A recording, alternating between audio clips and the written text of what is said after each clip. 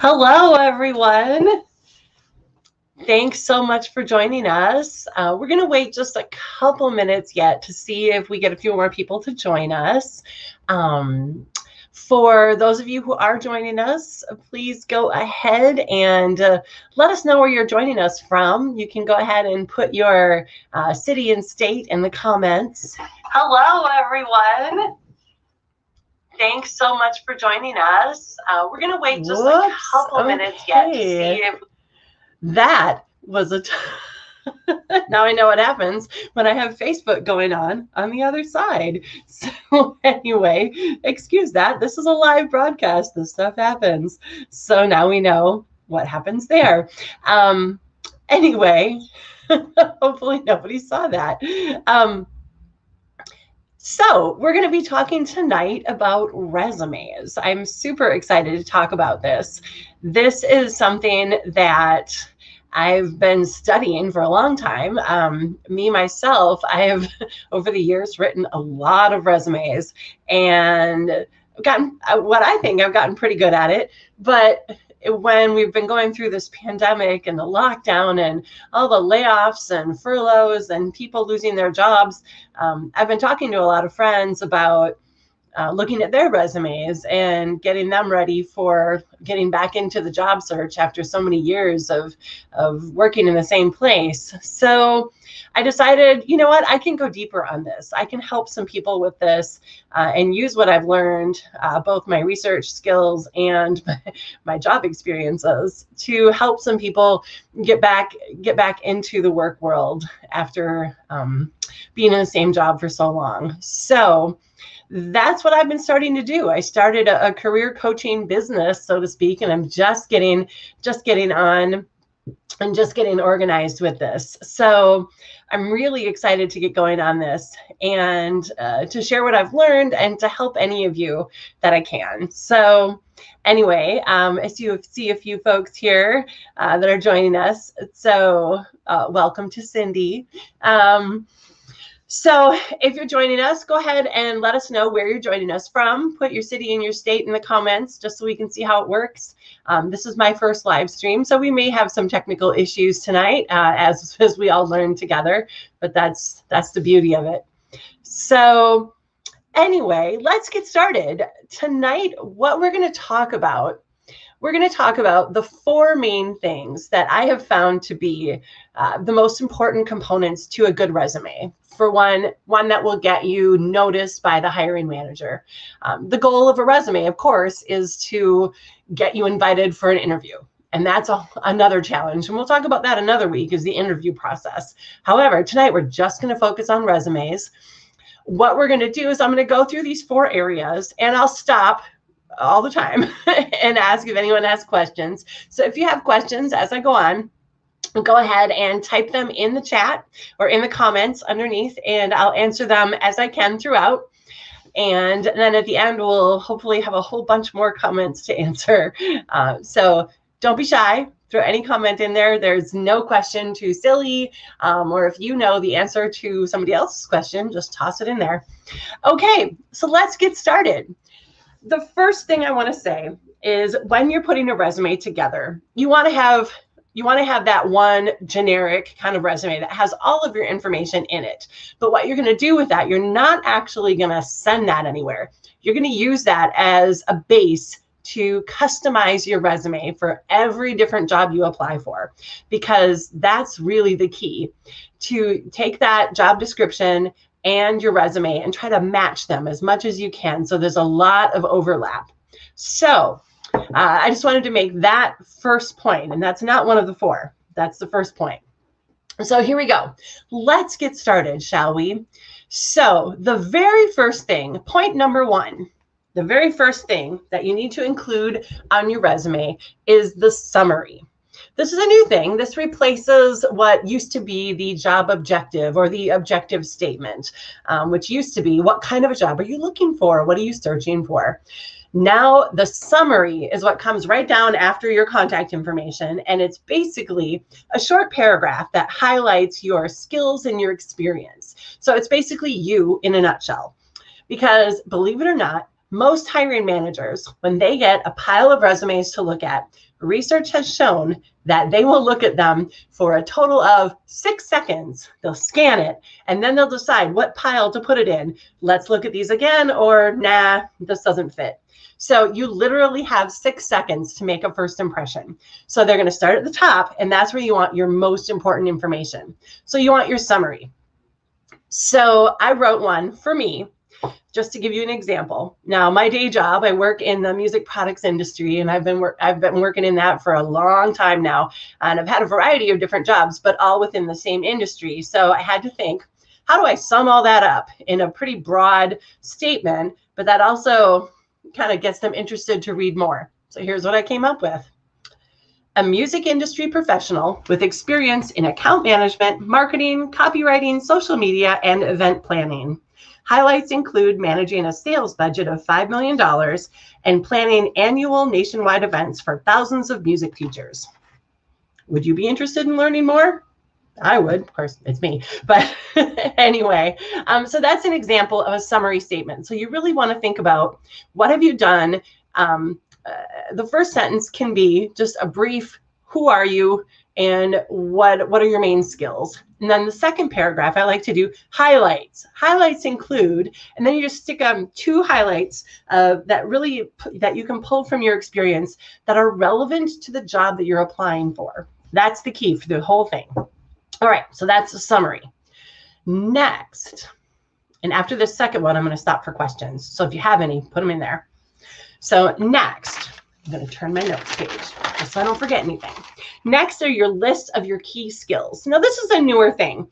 This is important because it's all about keywords, especially if you're applying on a job board or you're putting your stuff into like in Indeed or in Glassdoor, one of those big job search things where you're kind of sending your information out to the void. Keywords are going to be your friend. So you want to gather all of the different skills that you are good at and make a list. And you want to pick and choose the skills that match that job application that you're applying for. So for instance, customer service, accounts receivable, copywriting, marketing, social media. You want to list the computer programs that you use. So Adobe InDesign, Microsoft Word, Microsoft Excel. What are the programs or the skills that this job is looking for? And list them there. Because a lot of these big companies, they use a system called the applicant tracking system, which is software that goes through when they get hundreds and hundreds of resumes for one job. They'll go through and it will basically sort them by keyword match. It'll rate them based on how many keywords in your resume match the keywords in the job description. And those that score over a certain point will move on to the next round. So you don't want to miss out on that first round. So you want to make sure you have as many of those keywords, and a key skills section is the perfect place to put them. So anyway, that's the one thing you want to do. And rule of thumb, you don't want to have more than 10. So, and these are basically bullet points. You can put them in a couple different columns. I've seen them listed a bunch of different ways. I am going to show you some examples at the end of what you can do. So the other thing I wanted to say about this section, don't get too fancy with this because a lot of times you're just going to end up copying and pasting all this information into the job board's own database. So all that fancy layout that you've done on your resume, doesn't even going to matter. So quick and easy is the best. Just keep it simple. And soft skills, a people person, I'm empathetic, works well under pressure, that kind of stuff that you can't really quantify. Those are optional. If the job description specifically asks for that kind of thing, you could list that. But I would stick with things that are measurable and that you can show that you have experience with, those kind of skills in this section. Okay, let's stop for questions real quick. I'm going to go back to the comments. We have no questions. Okay. So if you're joining us, go ahead and put in some questions if you have them. Otherwise, I'm going to keep going. All right. Section 3 of the 1, 2, and 3. So the first one was your summary. Second one was your list of key skills, no more than 10 per resume. Number 3, professional experience. Now, this is the meat and potatoes of your resume. This is your list of your jobs. This is the stuff that's always been in the resume, but now it's the third thing. So you have your contact information. Okay. But then you have your summary and your key skills. And now you have your professional experience. So you've laid out what you are, who you are in a picture, what your skills are. And now you're going to say, here are the experiences that I've had to show you that, yes, I've done these things. So you basically want to list the jobs you've had in reverse chronological order, which means your most recent job first. And you list the job name, the location, so city, state, and your job title and your dates that you were at that job. Then, unless your company is a really well-known company, like say Google or something that the name of the company basically says what they do, unless it's one of those kind of places, you should probably include a sentence or two about what the company does, just to give it some context. For instance, I work at a company that's named after the founder.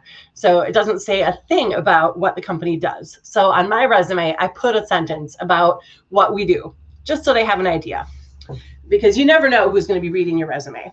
Then after that, you want to include 3 to 4 bullets, no more. You don't have to get into a ton of detail.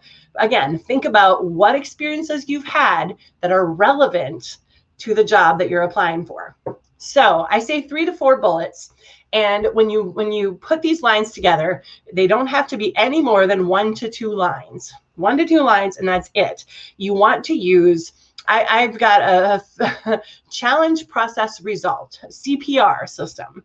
So you want to, in that 1 to 2 line description, you want to talk about a challenge that you faced, a process that you went through to fix it, and what was the result. And you want to quantify it. You want to use numbers so you can paint that picture. So for instance, if I was going to write a bullet on my resume from my last job, I would say, coordinated logistics, registration, and marketing for 5 national events, raising attendance by 20% from the previous year. Okay, I used a couple different numbers. I talked about what I did. So I coordinated. You always want to start with an action word. Coordinated logistics, registration, and marketing, and I raised attendance. So the challenge was clearly the attendance. We had a problem with that. I didn't say there was a problem with attendance because that's implied, but that would work as a bullet point because it's an action word. I did something, and here was the result. So you want to come up with 3 to 4 things that you did in that job that are relevant to the job you're applying for, and just list them. That's great. And then do that for the next job and the next job. People say, how far back do I have to go? I would say, if you've had a lot of jobs like me, don't go back farther than 15 to 20 years, unless the jobs are super relevant to what you're applying for. Even then, your experiences back that far may not be relevant anymore. Things change quickly these days. So really think about that. You can list those jobs. Like I still list those jobs because I think they paint a picture of my whole self. But you just list the name of the place and what your title was and your dates. And then you move on. You just leave out the bullet points. So they need to be relevant. Don't go back more than 20 years. Okay. So I'm checking for more questions. No questions yet. Wow. Okay. Excellent. All right, let's move on to the last thing. So last thing, after you've listed all of your professional experience, now down at the bottom of the first page is your education and your certifications.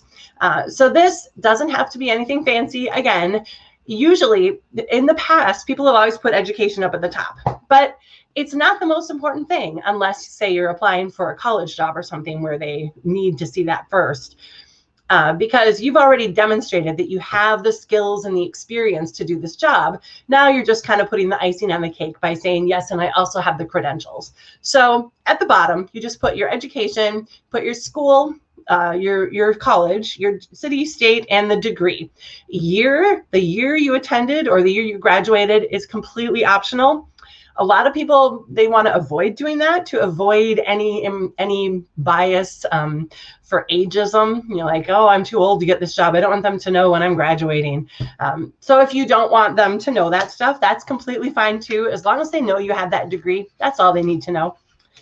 Any relevant certifications or licenses, again, that are relevant to the job, and any awards you received, Any of that stuff that goes in this section. You can also, if you still have room, can put in volunteer work if it's, again, relevant, or it paints a more complete picture of who you are. So what you don't need to include anymore. So this is another thing, what you don't need to include anymore. You do not need to include a section about references available upon request, that nice little line that we used to put at the bottom of all our resumes. You don't have to put that. It's now, these days, it's implied. You're going to have some references ready that you can submit if they're asked for. So you don't have to say that line anymore. If you're a new, if you're newly graduated and you don't have to include your GPA, because nobody's grading you on your GPA. It's not going to help you. And already we talked about your objective statement. Don't include that anymore. It's now your summary statement. And soft skills, again, you don't have to list those. It will come through in your cover letter. It'll come through in your interview that you have these skills in the stories that you tell. But you don't necessarily have to list those on the resume unless they're asked for in the job description. Okay, so lots and lots of information tonight. I know I just threw a ton of things at you, but so here's some questions. So here's a question. What about achievements and awards like Presidential Award for Sales? Where do you put that? Excellent question. So if, there are two different choices here. You could put it with your sales job. You could put it with your sales job if it was specifically related to that one career or that one job, or you could list it in the awards section. If you have more than one award, if you have enough for a section, then I would put them all together in a section. But if you just have that one award to talk about, maybe list it under that job. And that's fine too. That could be another bullet. And there's really no right or wrong way to do this, but I think you have two choices there. You could put it with your education, certifications, and awards, or list it under that specific job. Awesome question. And then Cindy, you also asked, what was the process to complete? I'm not sure I get the whole question there, but anywho, so if you could go put a little more detail on there. But okay, what I want to do now is show you some examples of these resumes and just some different ways that you could do it. So I'm going to share my screen. If I can do this right, here we go. So here, this is from a website called JobScan, and it's jobscan.co, and I'll put the link to that in the comments. But it is an amazing website. It has a ton of resources for job seekers. And one of their main thing that they do here is they will compare your resume to a job description and tell you what percentage of a match you have. And it will suggest ways that you can improve your resume to match that job description. It's free. You get a certain number of scans every month, and it's just amazing. I highly recommend checking this out. But let me show you some things on here. So they have a section, and I will also list this link in the comments. They have a section called Free Resume Templates. It's amazing. So for instance, we've got these three here, and I'm going to blow this up just a smidge, maybe. If I do this. All right, so let's take a look, for instance, at, okay, you really can't see this too much, but we've got Ann Choi over here. So she's got the career summary. She's got skills and strengths. So these are her skills. And this is, now she added more than just the bullet point and then move on. She added a little bit of a description after it, and that's fine. She's got, this is a little bit different. So this is more of a functional resume for people who have a little bit different of a varied work history, but then she's got her professional accomplishments and then her work history and her education. So that's one function.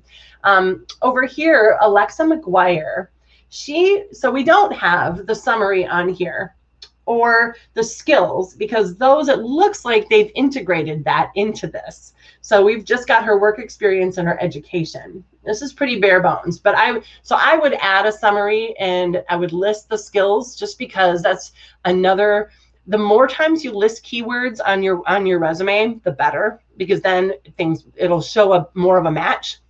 But so that's one. Madison Abbott, this one is It's pretty much exactly what we were talking about. It's a hybrid between chronological and functional. So we've got her statement up here, her resume summary that highlights what you do. Then we've got the skills and accomplishments. Oh, here's an accomplishment. You could put the awards here. That's another idea. But I like to see this section as just skills. And then you've got your work experience. And then you've got the education. So there's a lot of different ways to do this. And then we've got executive templates. And you can download these templates. If design is not your thing, it's not for me. This website really helps, and they've got examples for all kinds of different types of, where you are. Like this one here for Esther Kim, she's got a summary in bold. That's nice. And then she's got the skills just kind of listed out like this with a little spacer in between, which is nice. I like that. It's very clean. And then she's got her experience. So she's got here the sentence talking about what you did there, and then bullet points.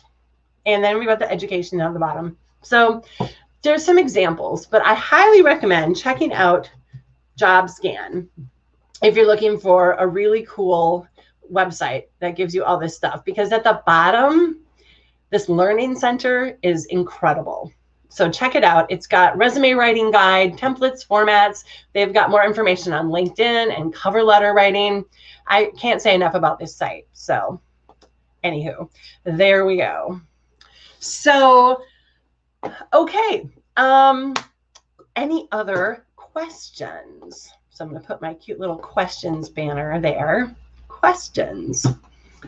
If there aren't any, what I also want to encourage you to do is go to my website, because you can work with me. I love looking at people's resumes, and I would love to look at yours. We've got one more question here. Sorry, one more question. 1 page or is 2 page now okay? Yeah, okay. 1 page is standard, but if you've worked at a lot of different jobs, like mine goes on to 2 pages, but I could probably prune that down. I've had a lot of different jobs. So they say if you go into 2 pages, you should fill that second page up so that you have some content. So there you could list your volunteer experience, you could list your different awards, and you could add more stuff. But if it's not relevant, just keep it all relevant. You don't have to list, like, I was a church choir director, but I would not list that if I was applying for a job as an instructional designer, because it's not relevant. But it's up to you. But 2 pages is fine still, as long as everything on there makes sense. But 1 page is still the gold standard. So what I would suggest is, if anybody would like to work with me, or I'm offering a really cool resume review, where I will look at your resume and I'll either make a video for you about what to fix, or we'll just have a meeting. And it's $50. $50. I'll just take a look and we'll give you some pointers, and you can fix it yourself. However, if you want to work with me, have a couple meetings, I will write your resume and your cover letter for you based on what we learned. Actually, not the cover letter. I'll talk to you about the cover letter, but I'll write your resume. And we have 2 meetings. That's a little more, but you can go on to my website here under services, and you can see all the different things that I'm offering. I would love to do a free consultation. We can find the best fit for whatever you want to do. And then in addition, if you just have questions, you can email me right here, peloquincareercoaching@gmail.com. If you have questions and you're just not quite sure what you want to do, just shoot me an email. I would love to hear from people. And yeah, that's essentially it. I really appreciate all of you joining me tonight. We don't have a huge crowd, but it's gonna pick up. Next week we're gonna be here. I'm gonna do this every Tuesday at 7 o'clock, because it helps me too, just to talk about all this stuff. Next week we're gonna talk about cover letters and the formula to make your cover letter stand out, because the cover letter is what makes them want to read the resume, and the resume is what makes them want to interview you. So all of these things have their place, and there's a formula that I've come up with for cover letters that I really think works, and it's worked for me. So I hope to see you all next week, and like I said, shoot me an email, and we will talk to you all next week. Thank you very much for joining. Bye-bye.